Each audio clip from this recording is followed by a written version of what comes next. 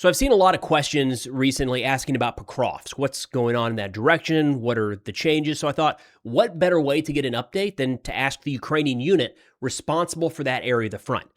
Today, we're joined by Colonel Volodymyr Polevyi, the head of communications for the 7th Rapid Response Corps of the Ukrainian Armed Forces. Again, the unit responsible for holding this incredibly volatile sector of the front. Now, Pokrovsk remains one of the hottest sectors all across Ukraine. This is an area of focus for the Russian military for well over a year now, and while they are slowly advancing, it's coming at a shocking cost of men and equipment. Now, Colonel Polevyi and I get into where things stand today, how Russian tactics have evolved in the Pokrovsk direction, and what's needed to fully stop their infiltration tactics. Now, you can keep up with the 7th Corps at the links in the description below, and with that, let's get to the conversation. Colonel, thank you so much for taking the time today. There's been a lot of activity in the Pokrovsk direction for a few years now, and I understand that's where some of your forces are heavily engaged. So I was just hoping we could start out with what's happening in that direction right now. The Pokrovsk direction remains the main axis of effort for the Russians. From 1/4 to 1/3 part of all attack alongside the front line take place here. And the enemy political goal is to occupy the whole Donetsk region. And it hasn't changed. In this regard, they are trying to break through our defense lines on the north from Pokrovsk. And the main axis and the zone of responsibility of the 7th Corps is Grishina direction alongside the Grishinka River. They are infiltrating here by the forces of the 3 Regiment of the 76th Airborne Division and by the detachments of the 30th Brigade. It might sound strange, but strange for you, but on the ground there are only approximately 100 soldiers' movements on the line of engagements at the same day, on the Y day. They are coordinating movement with recon and strike drones and artillery support. So as a conclusion, 10,000 men can afford only 1% of their personnel on the line of engagement in this war. The depth of the support depends mainly on the locations of the drone launch points. The range of kill zone is approximately 20 kilometers right now. 20 kilometers is a long ways, and that's changed since you guys first started operating in Pokrovsk, hasn't it? Yes, the range depends depends on the technical conditions of the drones from both sides. And as I said, we count this kill zone from the drone launch point. So it depends on where these points are located from our sides and from the enemy sides. For example, if our points is located here we have 20 kilometers, but Russian points can be located right here. So the kill zone will be in the depths and will be located like this. So different ranges on each side, sort of. Mm-hmm. Yeah. You mentioned the Russian 76th Airborne. I don't know much about that unit, but we tend to think that airborne units are a little more well-trained, maybe somewhat elite. Is that the case with the 76th Airborne? Absolutely. It's true for the 76th Airborne Division. and we must understand that their main task is attack and maneuver, not the defense. And that is why it is the sign that Pokrovsk direction is the main axis of effort of the enemy. Would you be able to talk a little bit about the infiltration tactics that we've seen used? Just what problem does that create for the 7th Corps specifically? To understand this, we must realize what a what a line of defense in Ukraine looks like. First of all, it consists, as I said previously, from the drone launch points and isolated strong points and observation points that protect these launch points and our logistics. As a rule, strong points are coordinated through a headquarters, through the high commander, rather than directly with each other. These positions are located on solid ground defense lines, which consist of deep anti-tank ditches, barbed wire fences, concrete obstacles, and mines. All defender positions are hired from enemy recon and invisible from the air. The Russians are adapting to the new conditions. A fast, unexpected breakthrough of armored vehicles is impossible right now in current conditions. So they use an infantryman which must overcome all of these obstacles in order to block our logistics, first to our strong points and then to the drone launch points. To do this, scouts, subversion groups find gaps in our defense lines. They try to infiltrate as far into the rear as possible, relying on aerial logistics and drone recon. Next group have the task to hold the advanced positions and organize ground logistic by foot. This allows them to set up launch sites, drone launch points behind them.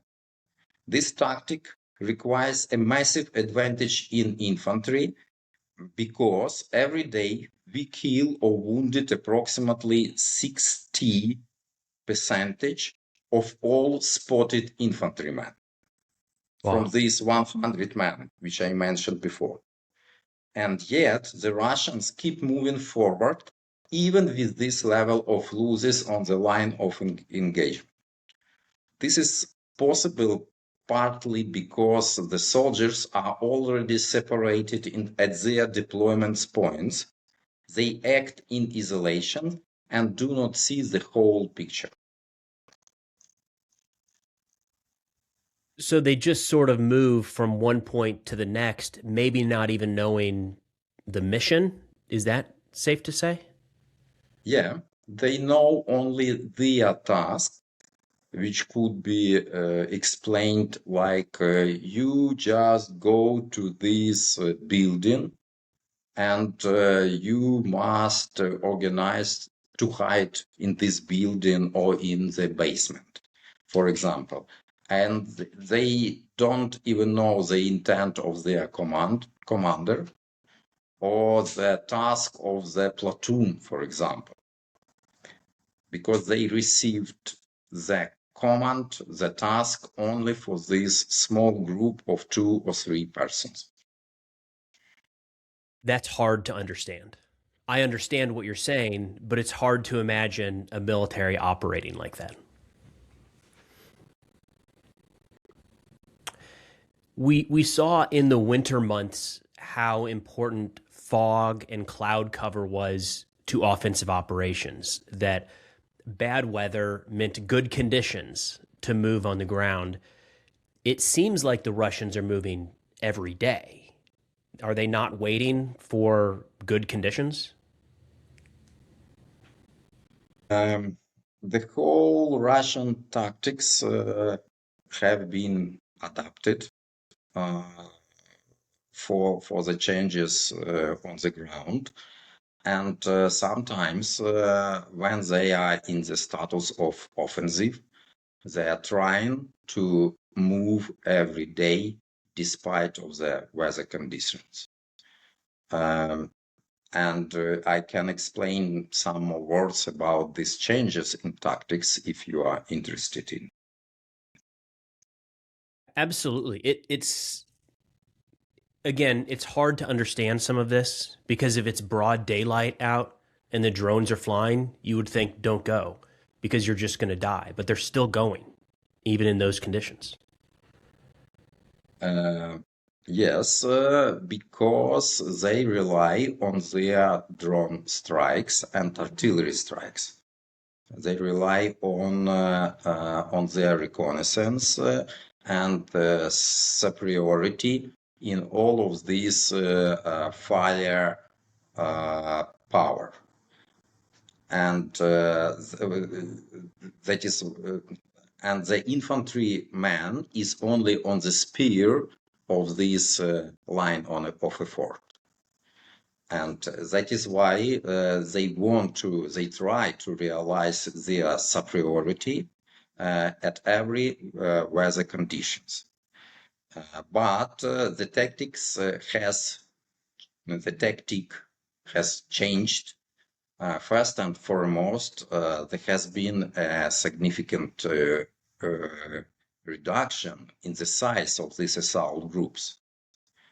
Whereas Russian forces previously operated in the squad formations, now they rely on small groups of 2 or 3 soldiers moving in a dispersed manner to reduce their vulnerability to Ukrainian artillery and drone strikes. Another notable changes is the disappearance of heavy armored vehicles as a direct support means on the battlefield. Due to the substantial losses of tanks and infantry fighting vehicles, Russian forces are using heavy equipment much less now.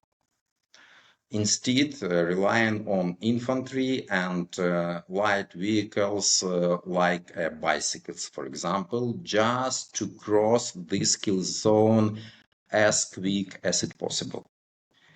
At the same time, the role of unmanned aerial system has grown dramatically for both sides.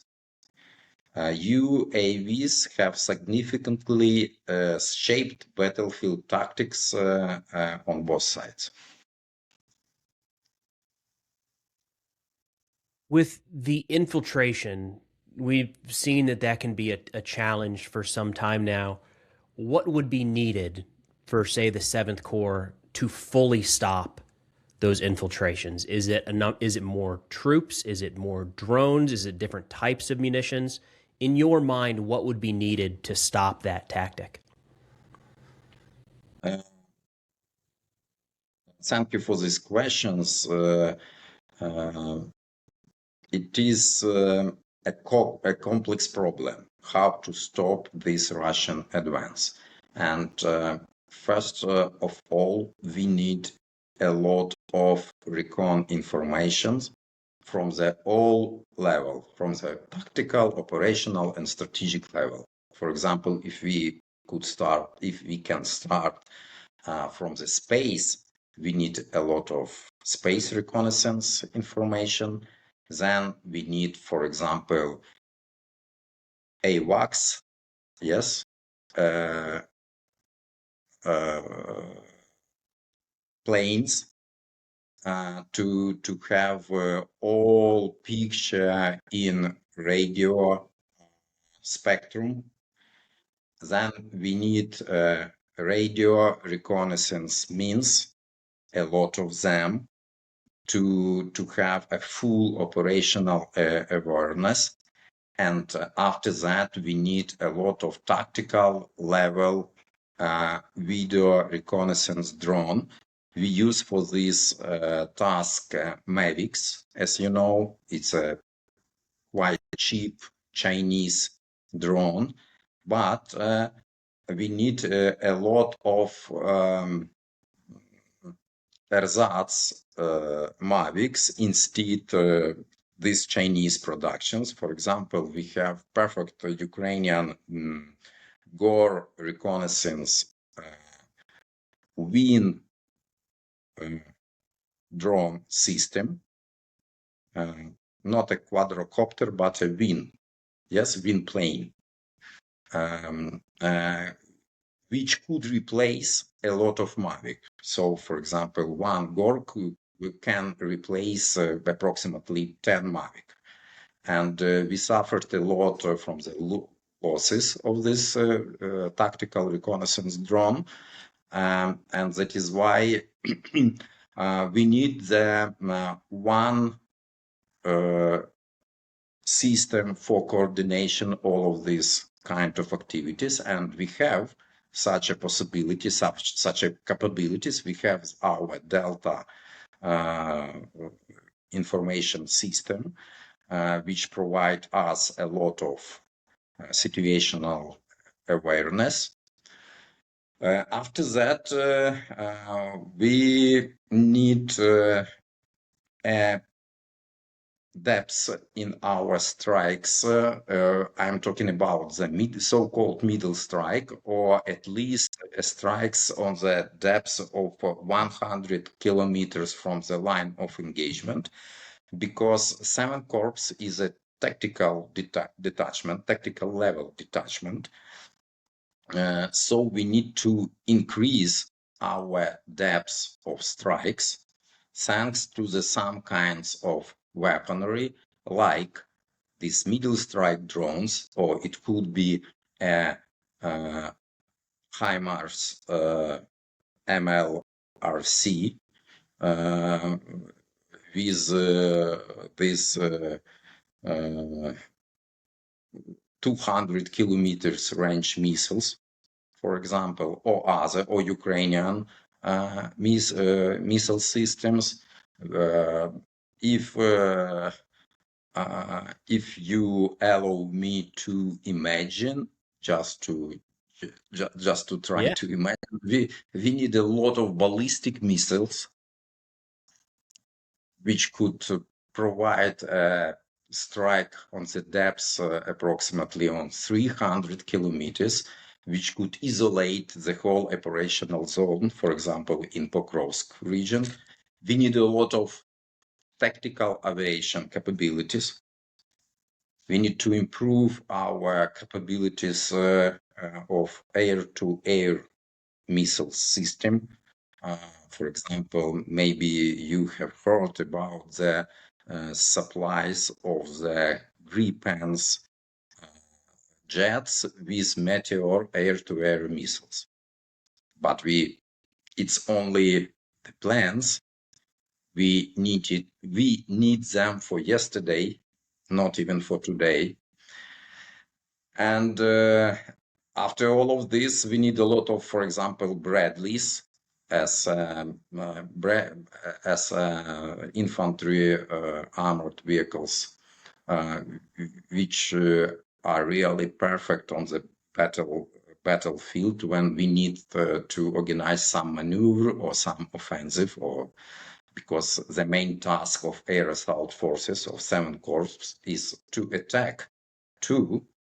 And after that, last but not the least, is a personnel. We need a lot of professionals, a lot of pilots, a lot of programmers, a lot of mechanics, a lot of other specialties, and a lot of assault troops on the ground too, of course.